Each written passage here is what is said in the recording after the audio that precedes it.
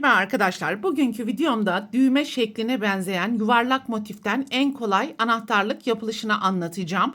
Anahtarlığın yapılışında iki renk koton iplik ile 2,5 milimetre tığ kullanacağız. Anahtarlığın yapılışına sihirli halka yaparak başlayalım ve halkanın ipini bir miktar uzun yapalım arkadaşlar. 3 zincir, halkanın içerisine 2 tane ikili trabzan yapalım ve ikinci trabzanı yaparken ikinci renge geçiş yapalım. Son 2 ilmek kaldığı zaman diğer renkle kapatalım. Bütün ipleri alttan yürütmeye devam ederek sihirli halkanın içerisine 3 tane ikili trabzan yapalım. Üçüncü trabzanı yaparken krem rengi tekrar geçiş yapacağız.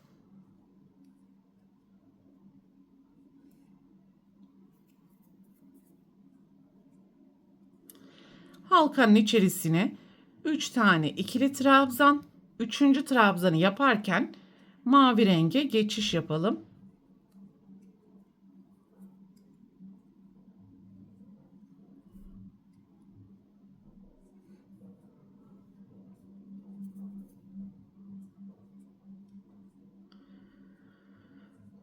Bütün ipleri alttan yürütmeye devam ederek halkanın içerisine 3 tane ikili trabzan, üçüncü trabzanı yaparken krem rengi geçiş yapalım.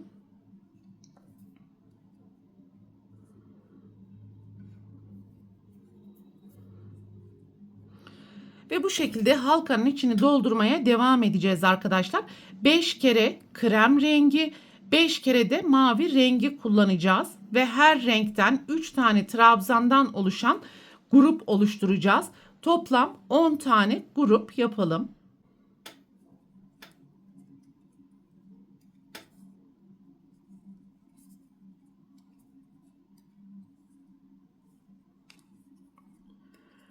Son gruptaki 3. trabzanı yaparken tekrar krem renge geçiş yapalım ve toplam 30 tane ikili trabzan oluşturmuş olduk.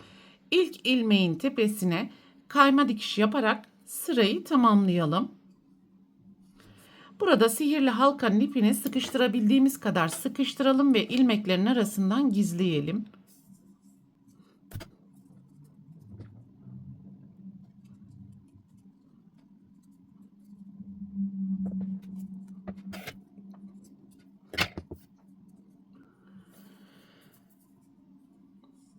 Krem renk ile kaldığımız yerden devam edelim.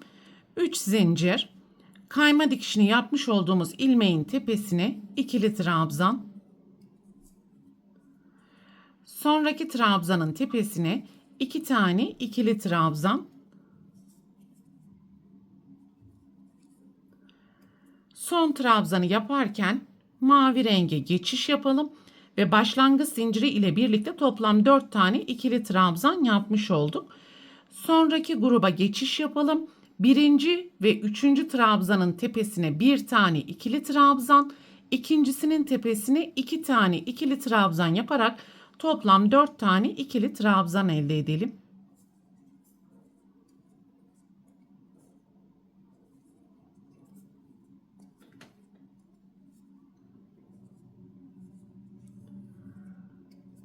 Dördüncü trabzanı yaparken krem renge geçiş yapalım. Sonraki grupta bulunan birinci ve üçüncü trabzanın tepesine bir tane, ikincisinin tepesine 2 tane ikili trabzan yaparak 4 ikili trabzan elde edelim.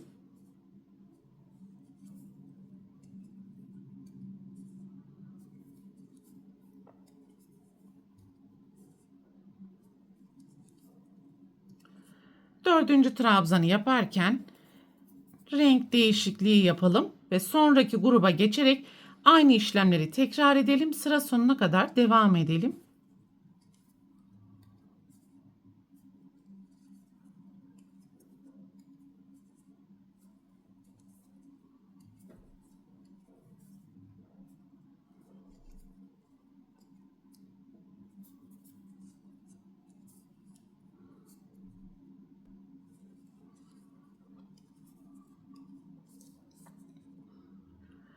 Son gruptaki 4. trabzanı yaparken krem renge geçiş yapalım.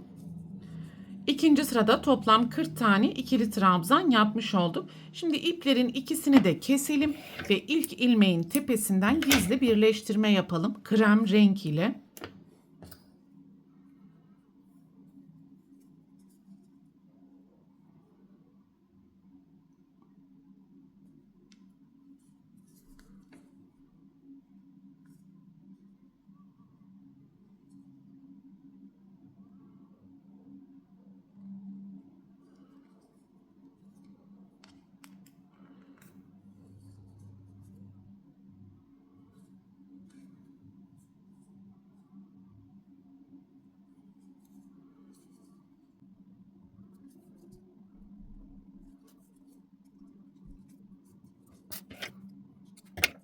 Burada anlatmış olduğum tüm kurallara dikkat ederek 2 tane daire yapalım ve bu 2 dairenin iç yüzleri birbirine bakacak vaziyette birleştirelim. Kullanmış olduğunuz istediğiniz renk ile kenar çerçevesini yapabilirsiniz arkadaşlar.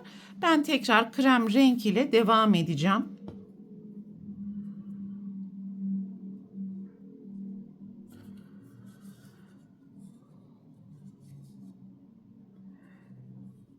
Burada dikkat ederken aynı renkler karşılıklı gelmemesine özellikle dikkat edelim. Bakın mavi ve mavi değil, mavi ile beyaz 4 tane karşılıklı ilmekleri kullanacağız. Öndeki birinci renk ile arkadaki birinci rengin 2 ilmeğini birden kullanarak tığı geçirelim ve ipi buraya sabitleyelim. Bir zincir. Şimdi yapmış olduğumuz önlü arkalı tüm ilmekleri bir zincir kayma dikişi, bir zincir kayma dikişi şeklinde 2 daireyi birleştirelim.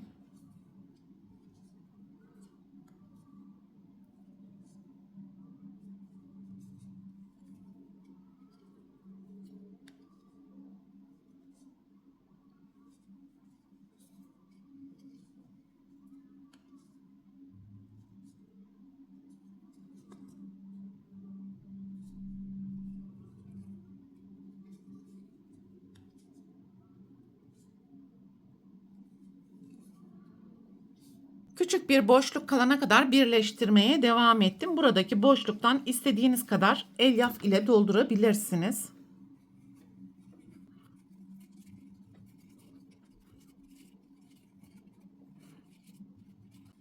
Kaldığımız yerden birleştirmeye devam edelim.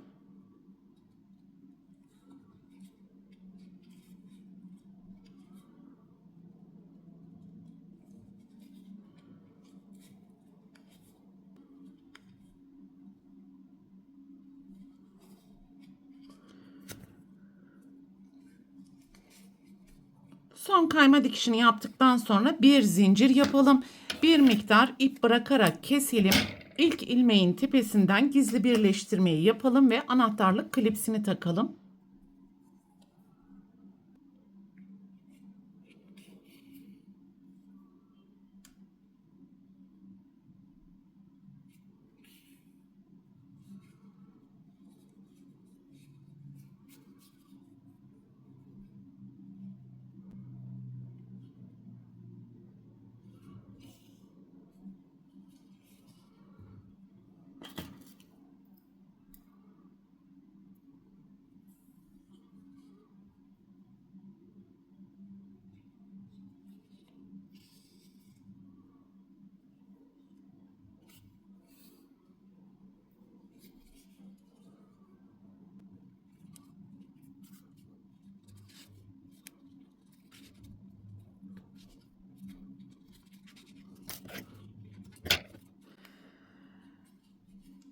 Böylelikle anahtarlığında tüm yapılış aşamalarını tamamlamış olduk arkadaşlar.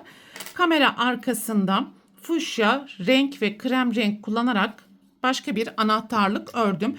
Bu şekilde kullanabilirsiniz ya da uç kısmına püskül, boncuk, farklı süsleme aparatları kullanarak araba süsü, duvar süsü ya da çanta süsü olarak da değerlendirebilirsiniz.